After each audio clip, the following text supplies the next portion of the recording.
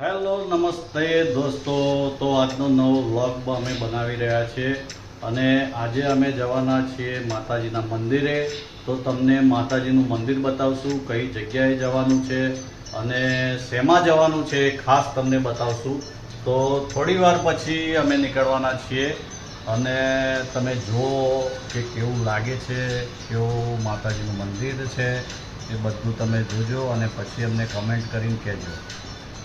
Hello નમસ્કાર દોસ્તો, તો હવે આપણે આવી ગયા છે હિંમતનગર હાઈવે ઉપર. તો અમે અહીંયાથી જવાના છીએ સીધા માતાજીના મંદિરે. તો માતાજીના મંદિરે જવા માટે અમે ગાડી લઈ લીધી છે, મારા ભત્રીજાની ગાડી છે, પણ હવે હોટલે અમે ચા પીવા માટે ઊભા રહીશું. તો મિત્રો હવે અમે ચા પી લીધી છે, તો પપ્પા બંને જવાના છે સીધા માતાજીના મંદિરે. તો અમે ગાડીમાં બેસી ગયા છે. તો આ જોઈ શકો છો તમે, અમારા પપ્પા ગાડી ચલાવે છે. કેટલી વાર લાગશે પપ્પા પહોંચવામાં? આપણે પહોંચવામાં વાર લાગશે અડધો કલાક. અડધો કલાક. હા જો ભાઈ, આ છે હિંમતનગર અમદાવાદ હાઈવે. અહીંયાથી પહેલું જવાનું સલાલ, સલાલ પછી જવાનું છે પ્રાંતિજ. પ્રાંતિજ થોડું કામ પતાવીને અને સીધા રિટર્ન થશું અમે પછી અને હિંમતનગર આવશું. થોડું કામ છે, એક બે મિત્રોને મળવાનું છે, તો મળી લેશું. એ પણ અમે તમને બતાવીશું કે અમે મિત્રોને મળે એવું. હાલો, તો અહીંયાથી પહેલું મંદિર આવે છે જોગણીમાનું. તો જોગણીમાના મંદિરે થોડીક વાર માટે ઊભા રહેવાનું છે, દર્શન કરવાના છે અને ત્યાંથી પછી જશું અમે માતાજીના મંદિરે, બીજા માતાજીના મંદિરે. તો એ મંદિર બીજું માતાજીનું મંદિર છે, તમને મસ્ત લોકેશન છે, ત્યાંનો બી સીન અમે લેવાના છે, તો તમને એ પણ બતાવીશું. તો હાલ તો અમે જઈએ છીએ જોગણીમાના મંદિરે, જે કે આ હાઈવે ઉપર જ આવે છે. તો મિત્રો જોગણીમાનું મંદિર આવી ગયું છે. તો આ જુઓ તમે, અહીંયા જોગણીમાનું મંદિર છે, મસ્ત મંદિર છે. આ જે પેલું જે ઝાડ દેખાય એના નેચર જ માતાજીનું મંદિર છે. આ જુઓ, અહીંયા અમે થોડી વાર ઊભા રહીશું ગાઈસ. આ મસ્ત જોગણીમાનું મંદિર છે, મસ્ત હાઈવે ઉપર જ આવે છે જોગણીમાનું મંદિર. તો હવે અમે જશું ગાઈસ મંદિરના અંદર. તો આ જોગણી માતાનું મંદિર આવી ગયું છે અને આ મંદિરની એક મોટી ખાસિયત છે કે અહીંયા કોઈ બી માનતા માનો, કોઈ બી બાધા રાખો તો જલ્દીથી જલ્દી તમારી બાધા પૂરી થાય છે. તો આવો તમને બતાવીએ જોગણીમાનું મંદિર.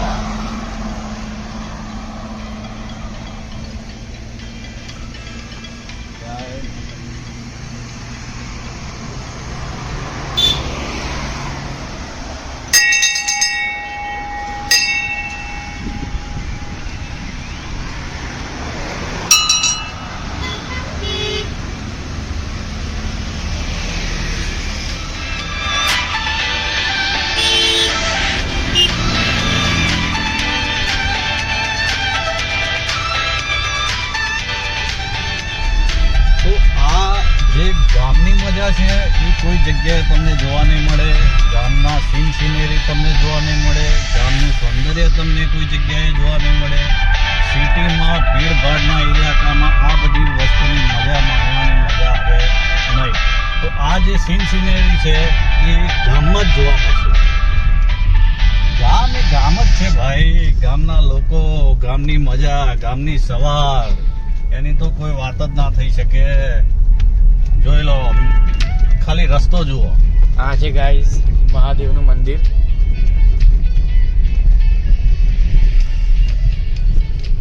જોઈ લો, ખાલી રસ્તો જુઓ તમે. અને અહીંયા આવેલું છે મહાદેવનું મંદિર. તો ખાલી તમે મહાદેવનું મંદિરના દર્શન કરો, તમને એમ થશે કે ના ભાઈ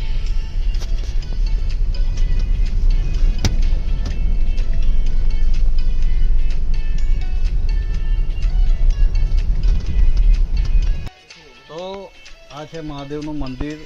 અહીંયા પણ એટલી બધી મજા આવે. તમે 1 કલાક 2 કલાક બેસો તો તમને એમ થાય કે ના ભાઈ કોઈક જગ્યા ઉપર આવ્યા છે, કોઈક મંદિરે આવ્યા છે, કોઈક એવું અંદરથી આત્મા આપણો તૃપ્ત થઈ જાય. તો ચાલો બતાવો.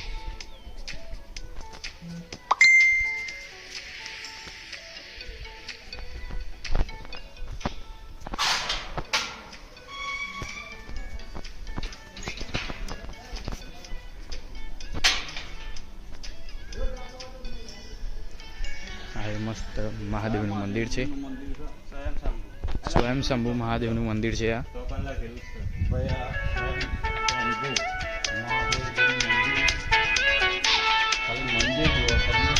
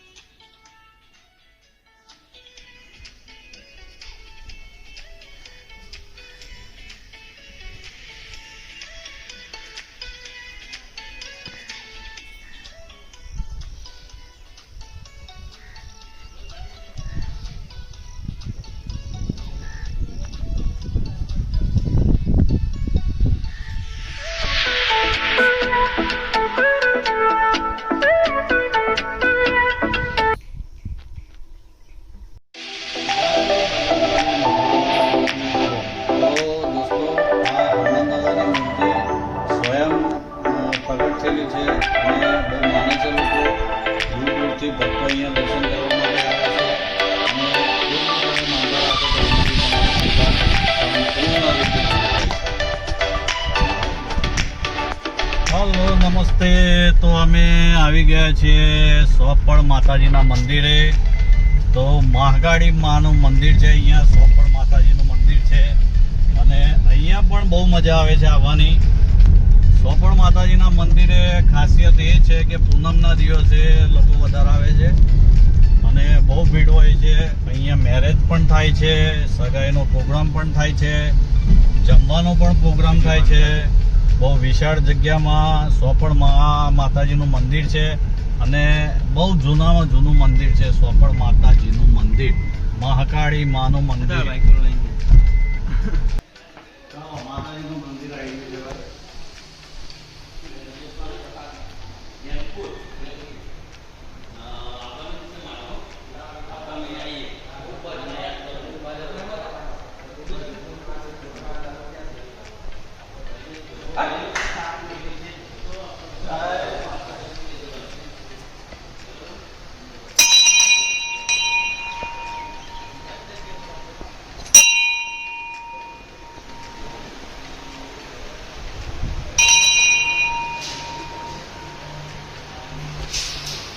જોઈ લો ભાઈ, મહાકાળી માનું મંદિર સોપડ.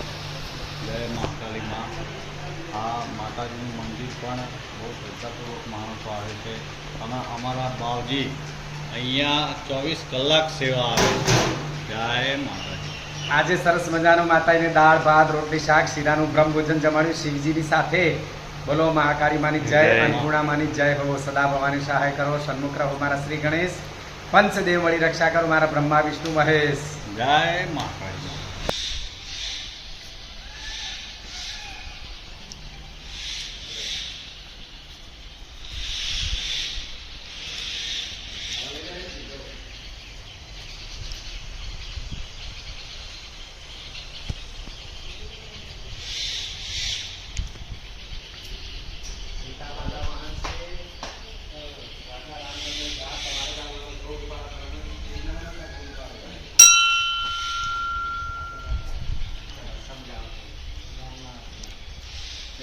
જૂનું ઝાડ છે.